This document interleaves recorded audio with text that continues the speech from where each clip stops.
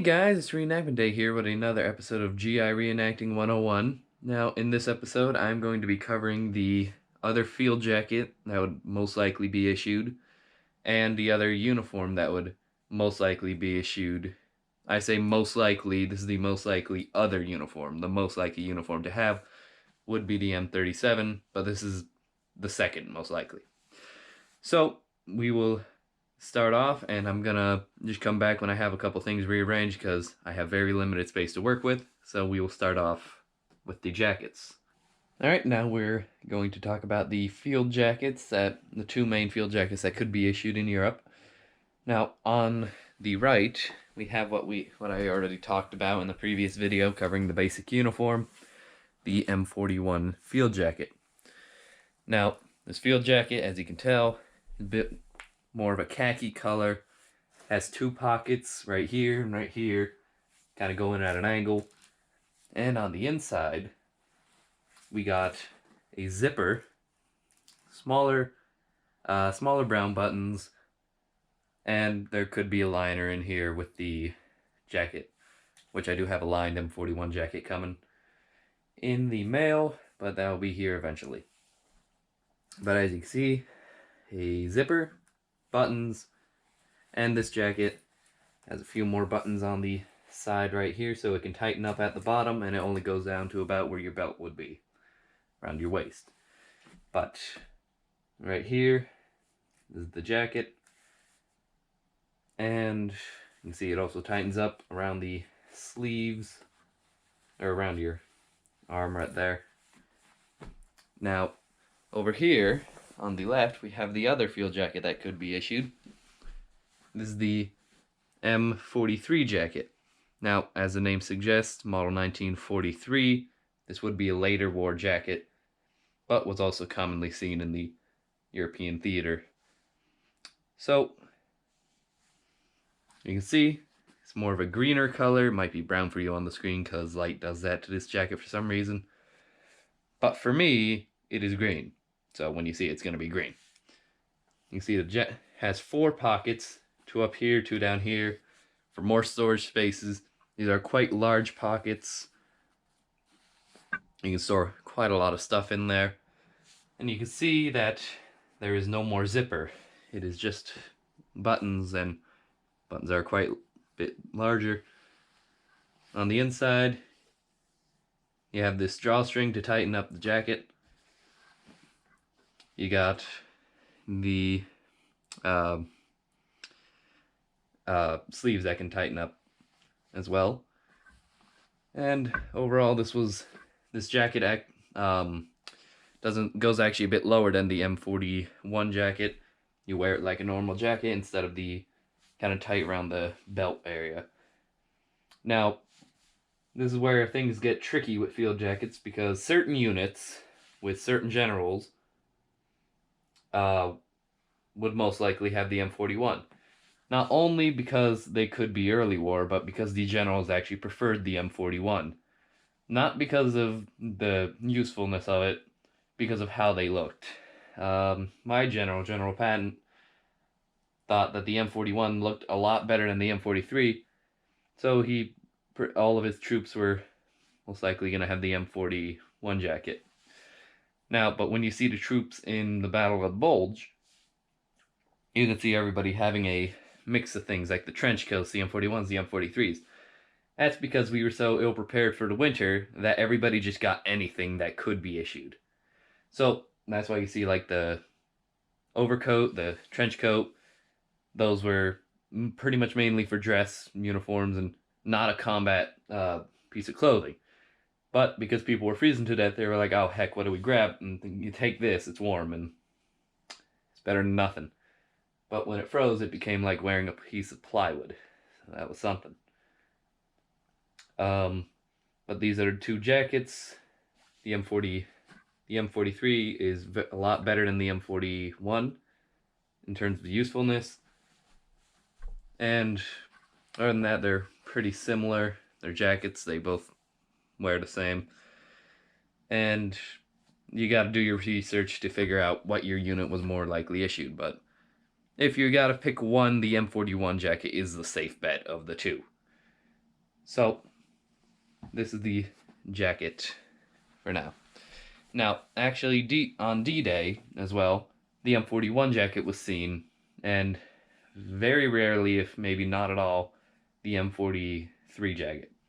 So if you go to a reenactment like D-Day Ohio, they're going to ask you to wear the M41 jacket, so that's again why I say it's the safe bet of the two jackets. But that's pretty much the two field jackets that could be issued. And now we'll move on to the other part of the uniform, the pants. And you gotta rearrange everything again, so I will be right back. Alright, so now we're move on to the pants. Now, as you can tell, the normal pants that would be issued are the model 1937. Those are the pants that are the safe bet. That's the pants that everybody was issued, no matter what unit, as long as those were your pants. Those were the dress uniforms, those were the combat uniforms. So if you gotta get one, get the M37 wools over there on the right. But right here, these are the M43 pants. Now they have two purposes.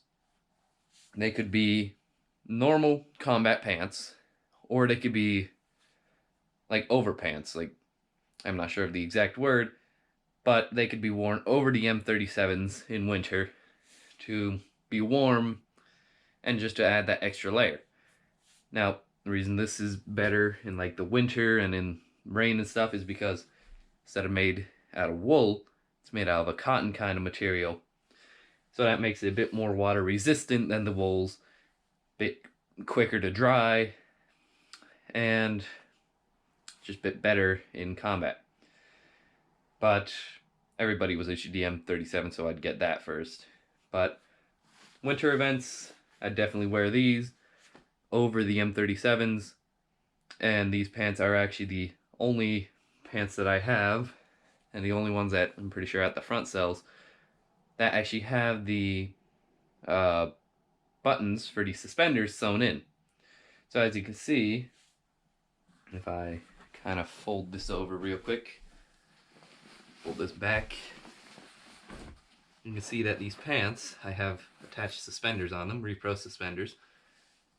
And this could be exchanged for a belt. It could be the M37 pants could have the suspenders, but you'd have to sew the buttons on for them. But the M43 pants already have the buttons on them. And the reason why I have suspenders on here is because my main reason for using these are snow pants. So I would just wear these as snow pants, wear the M37s with a normal belt, and these with the suspenders just over the M37 pants. So that is something, but you can see the pants have little bits that tighten, so you can tighten it better. Two pockets on the front. You got still got the pocket watch pocket, and pretty sure two pockets on the back. Yep. Button fly, just like the normal M37. But again, this is a nicer material to wear for wetter weather. Now on the bottom of the pants too, they tighten up. You just button them over. They tighten up around your leg, around the bottom of your leg. So these are pretty much could be like they could kind of substitute for gaiters or double buckle boots, but you'd still want to wear them. And you can see it just has the normal belt loops too if you just want to use a belt. But over here on the M37 wool uniform, you can see button fly, pocket watch pocket, two pockets on the front, two pockets on the back, but they do not tighten up at the bottom. And buttons are a bit different. The inside is a bit nicer, more for a dress occasion, but they do not have the buttons for the suspenders. But they do have the loops for the belt like normal pants. So those are the pants, and now I'm gonna move it over real quick just to the M43 field jacket and pants. Alright, as you can see, the M43 pants and jacket go nicely together. Now the colors are a bit different because they're made by two different manufacturers. This one's made by At the Front. This one's made by What Price Glory. They both make very nice M43 products. But At the Front's the only one with the M43 pants. So, this is the uniform that could be worn. I do have a video of me wearing the M43 uniform. You'll see a link to that video and probably a picture of the thumbnail right now. And the uniform is very nice to wear during the winter. A lot better than just wearing the plain wool, because, these are a bit more water resistant, like I said. And the M43 jacket's a bit more useful than the M41, but the M41 is still the safe bet because it was designed and made from early war to late war, so we had stocks of them. People would more likely be issued them because we had just more of them until we got the M43 jacket production up and going. So that's going to be it for this episode of GI Reenacting 101, talking about the other uniform that could really be worn. Next episode, I'm going to be talking about dress uniforms and different kinds of dress uniforms that could be worn. And that's going to be it for this video. I hope you found it helpful. Hope you enjoyed. Please like and subscribe. And I will see you guys later.